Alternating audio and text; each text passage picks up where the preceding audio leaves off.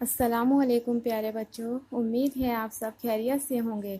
تو آج میں آپ کو آپ کی آسان اردو قواعد کا سبق نمبر 1 پڑھانے جا رہی ہوں۔ سبق کا نام ہے آئیے دہرا لیں۔ تو اس میں بتا دوں آپ کو بچوں، جو ہم نے درجہ پنجم میں آسان اردو قواعد میں جو بھی قواعد پڑھی ہے وہی سب یہاں پر آپ کو بتائی گئی ہے کہ آپ نے پچھلی درجہ میں جو قواعد پڑھی ہے وہ یہ ہے۔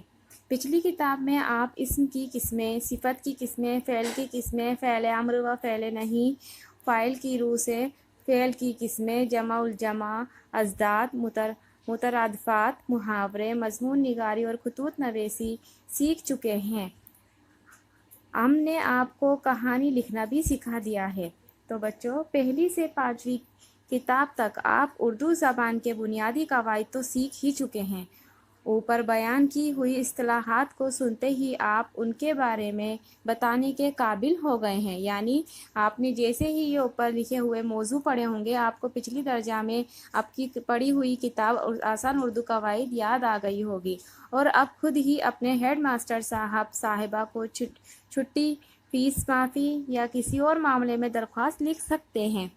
ہمیں یقین ہے کہ آپ اپنے عزیزوں، رشتہ داروں اور دوستوں کو بغیر کسی کی مدد کے خط بھی لکھ سکتے ہیں، یعنی آپ نے جو قواعد پچھلی بار میں پڑھی ہے پچھلی درجہ میں وہ پڑھنے سے آپ اتنے تو قابل ہو چکے ہوں گے کہ آپ اپنے رشتہ داروں کو اور دوستوں کو بنا کسی کی مدد کے کوئی بھی خط لکھ سکتے ہیں۔ اب آپ کو کوئی موضوع دیا جائے تو اس پر اچھا مضمون بھی لکھ لیں گے، اور ہمیں امید ہے اگر آپ کو ہم کوئی بھی موضوع دیں، کوئی بھی ایسا ٹاپک دیں جس پر آپ کو مضمون لکھنے کے لیے کہا جائے تو ہمیں امید ہے آپ وہ مضمون لکھ لیں گے۔ ہر کتاب میں آپ کو چھوٹی چھوٹی کہانیاں بھی پڑھائی گئی ہیں، اور آپ کو پتہ چل چکا ہے کہ اچھی کہانی کیسے لکھی جاتی ہے۔ آپ نے فعل کو زمانے کے لحاظ سے جانا تھا، سب سے پہلے فعل کو زمانے کے لحاظ سے جانا تھا۔ اس حساب سے میں آپ کو بتا دوں کہ فعل کہتے ہیں کسی بھی کام کے کرنے یا ہونے کو، اس کو آپ نے کس کے لحاظ سے جانا تھا؟ زمانے کے لحاظ سے۔ تو اور زمانہ کیا ہوتا ہے؟ جیسے ماضی، حال اور مستقبل۔ میں آپ کو پھر بتا دوں، پھر یاد دلا دوں، ماضی جو بیت گیا، حال جو وقت ابھی چل رہا ہے، اور مستقبل جو آنے والا ہے۔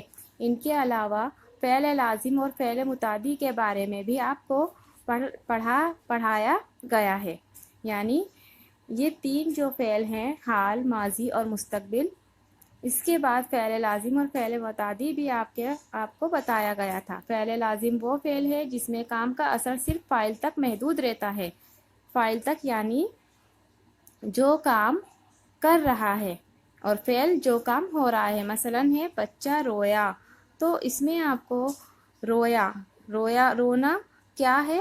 فعل کا کام کر رہا ہے، اور اس میں فاعل کون ہوا؟ کون رو رہا ہے؟ بچہ۔ تو بچہ کون ہوا؟ فاعل، اور رویا فعل۔ اسی طرح سے حامد دوڑا، تو دوڑنے کا جو کام ہے وہ ہے فعل، اور جو دوڑ رہا ہے، اور دوڑ کون رہا ہے؟ حامد، تو وہ کیا ہوگا؟ فاعل۔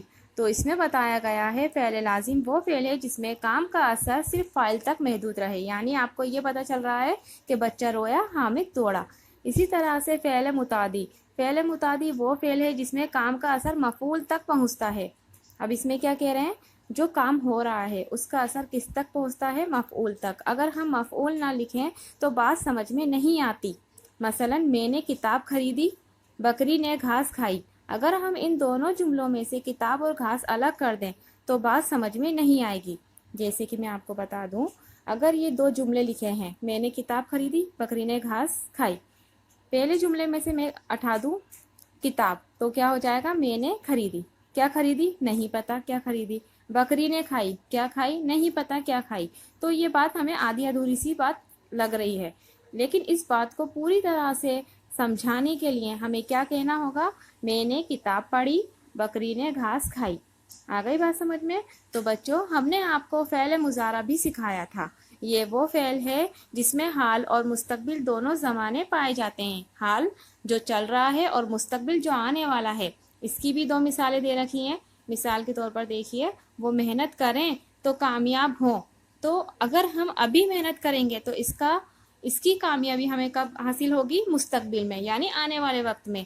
اسی طرح سے سبھی لوگ قطار لگائیں، یہ کس کے لیے ہو رہا ہے؟ یہ کام ابھی کے لیے ہو رہا ہے کہ آپ کو ابھی کیا کرنی ہے؟ قطار لگانی ہے، یعنی لائن لگانی ہے۔ تو بچوں یہاں تک آپ کو سمجھ میں آ گیا ہوگا۔ اس کے بعد ہم روزانہ دوسروں سے کوئی کام کرنے کو کہتے ہیں یا کسی کام کے کرنے سے منع کرتے ہیں۔ مثال کے طور پر یہاں آؤ، بیٹھو، فوراً روانہ ہو جاؤ، اس طرح کے ہم کسی کو کام بتاتے ہیں، کرنے کو کہتے ہیں۔ ان جملوں میں کسی کام کے کرنے کی ہدایت کی جا رہی ہے، اور آؤ، بیٹھو، جاؤ یہ سب فعل امر ہیں۔ تو یہ جتنے بھی کام کی ہدایت دی جا رہی ہے وہ سب کیا ہیں؟ فعل امر ہیں۔ جب آپ کسی کو کسی بات سے روکیں گے تو اس طرح کہیں گے: سگریٹ مت پیو، یہاں مت کھڑے ہو، دوسروں کا مذاق نہ اڑاؤ۔ تو یہ سب فعل نہیں ہے، یعنی اس کے اندر کسی بھی کام کو کرنے کے لیے منع کیا جا رہا ہے۔ تو یہ کیا کہلائیں گے؟ جس بھی جملے میں کسی بھی بات کو کرنے کے لیے یا کسی بھی کام کو کرنے کے لیے منع کیا جا رہا ہے اسے ہم کہیں گے فعل نہیں۔ امید کرتی ہوں بچوں آپ کو یہاں تک سمجھ میں آ گیا ہوگا۔ اس کے بعد ہے صفت کی 4 قسمیں۔ صفت کی کتنی قسمیں بتائی گئی ہیں؟ 4۔ صفت ذاتی، صفت نسبتی، صفت عددی، صفت مقداری۔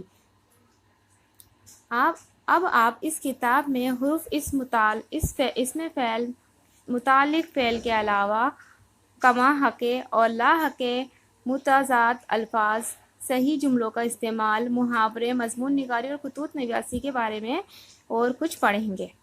اس کے بعد ہے واحد اور جمع، تو آپ پہلے ہی کتاب سے ہی سیکھ رہے ہیں، یعنی جو آپ کی پہلی قواعد کی بک تھی اسی سے ہی سیکھتے آ رہے ہیں۔